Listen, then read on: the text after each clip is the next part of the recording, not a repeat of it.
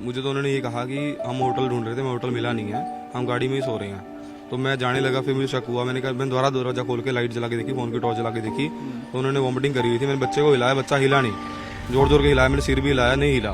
मैंने पीछे वाली सीट पे देखा, सारे एक दूसरे के ऊपर गिरे हुए थे, सबने उल्टी करी हुई थी। मैंने कहा जी आप नीचे आ जाओ, मैंने उनको नीचे बुला लिया, चाबी उनसे ले ली मैंने, और वो गाड़ी से उतरते टाइम पानी पी रहे थे। पानी पीते पीते तो वो कह रहे मैं ही 5 मिनट में मरने वाला हूँ, कहते कि हमने सबने जहर खा लिया, मैंने भी खा लिया, कहते।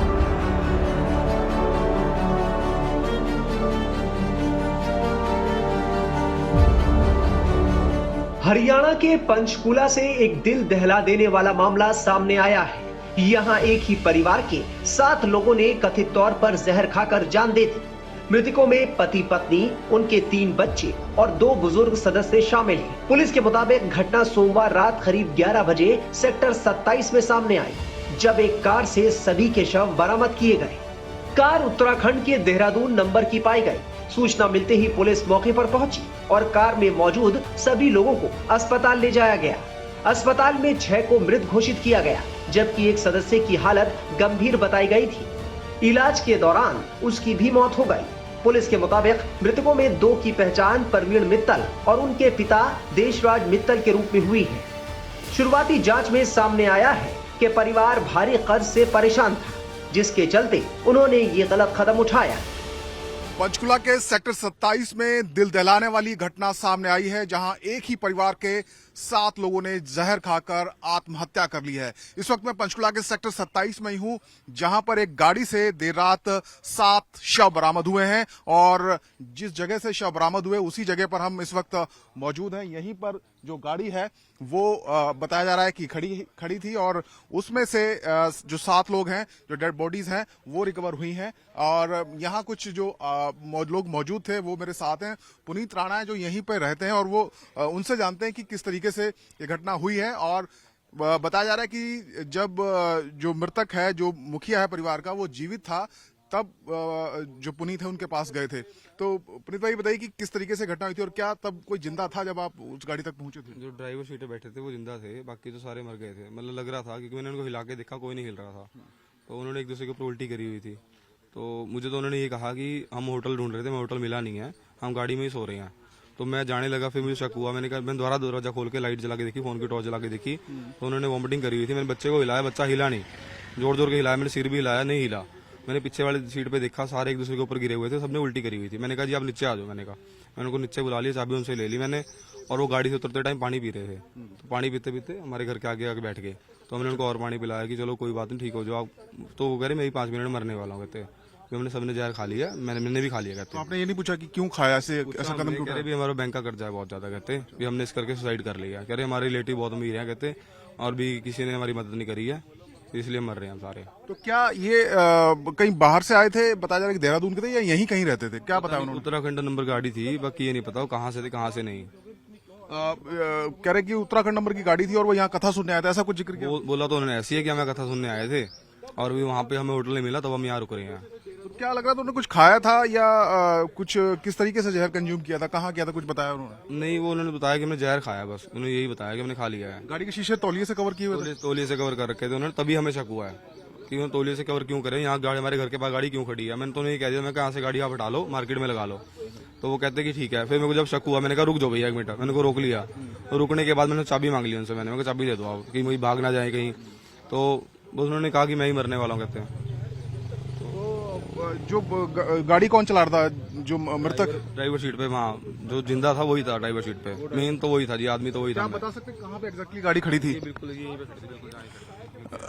देखिए स्पॉट मैं दिखाता हूँ आपको जहां पर गाड़ी खड़ी थी। ये बिल्कुल ये वही लोकेशन है जहां पर औरा गाड़ी तस्वीरों में हम देख रहे हैं, यहीं पर गाड़ी खड़ी हुई थी, पार्क की हुई थी। और यहां पर बताया जा रहा है कि जो गाड़ी थी उसके जो शीशे हैं वो टॉवल से कवर किए हुए थे ताकि कोई बाहर से देख ना सके। और जो आई विटनेस यहाँ है, जो लोग यहाँ पर मौजूद हैं, उन्होंने बताया कि उनमें से एक शख्स उस वक्त जीवित था और उसने बताया कि उन्होंने जहर खा लिया है क्योंकि कर्ज बहुत ज्यादा उनके ऊपर था और कोई मदद के लिए सामने नहीं आया। फिलहाल सभी के जो शव हैं वो मोर्चरी में रखवा दिए गए हैं और पूरे मामले की तहकीकात की जा रही है।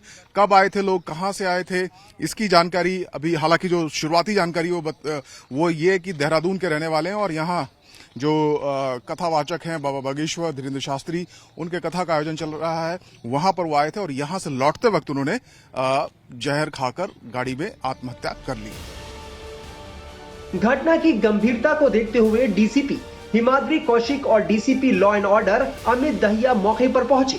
पुलिस की शुरुआती जांच में ये बात सामने आई है कि प्रवीण मित्तल देहरादून में टूर एंड ट्रेवल्स का कारोबार करते थे, जो हाल के समय में घाटे में चल रहा था। खर्च बढ़ने के बाद वो मानसिक रूप से तनाव में थे।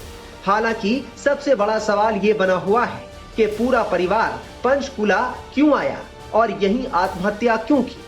पुलिस इस दिशा में भी जांच कर रही है कि जिस घर के पास कार खड़ी थी वहां उनका क्या संबंध था। तो हमें सूचना मिली कि 6 व्यक्ति यहाँ लाए गए हैं ओजस हॉस्पिटल में, और फिर जब यहाँ पहुँचे तो ये भी पता लगा कि उनकी मृत्यु हो गई। और एक व्यक्ति जो सेक्टर 6 सिविल अस्पताल ले गए थे, जिनको उनकी भी मृत्यु हो गई है।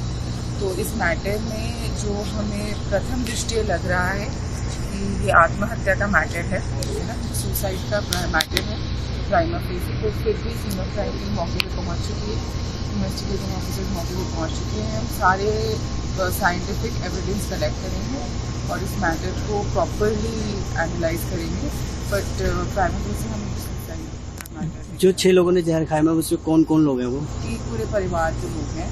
पहचान हो पाई मैम इनकी? हाँ जी, हमें पता है। अभी तो हम आइडेंटिटी डिस्क्लोज नहीं करना चाहेंगे, बट इनका पहचान हो गई है, पास में आईडीज वगैरह। एक बार जैसे हमारी अभी फोरेंसिक टीम आई है, पूरा वहाँ पे एनालाइज करेगी गाड़ी के अंदर क्या है और क्या इसके रीजंस थे।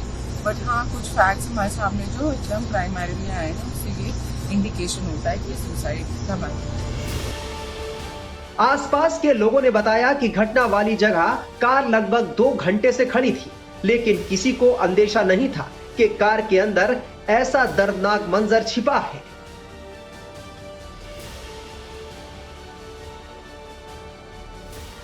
तो मुझे तो उन्होंने ये कहा कि हम होटल ढूंढ रहे थे, मैं होटल मिला नहीं है, हम गाड़ी में ही सो रहे हैं। तो मैं जाने लगा, फिर मुझे शक हुआ। मैंने कहा, मैंने दोबारा दरवाजा खोल के लाइट जला के देखी, फोन की टॉर्च जला के देखी, तो उन्होंने वॉमिटिंग करी हुई थी। मैंने बच्चे को हिलाया, बच्चा हिला नहीं, जोर जोर के हिलाया, मैंने सिर भी हिलाया, नहीं हिला। मैंने पीछे वाली सीट पे देखा, सारे एक दूसरे के ऊपर गिरे हुए थे, सबने उल्टी करी हुई थी। मैंने कहा जी आप नीचे आ जाओ। मैंने उनको नीचे बुला लिया, चाबी उनसे ले ली मैंने, और वो गाड़ी से उतरते टाइम पानी पी रहे थे। पानी पीते पीते तो वो कह रहे मैं 5 मिनट में मरने वाला हूँ, कहते हमने सबने जहर खा लिया, मैंने भी खा लिया कहते।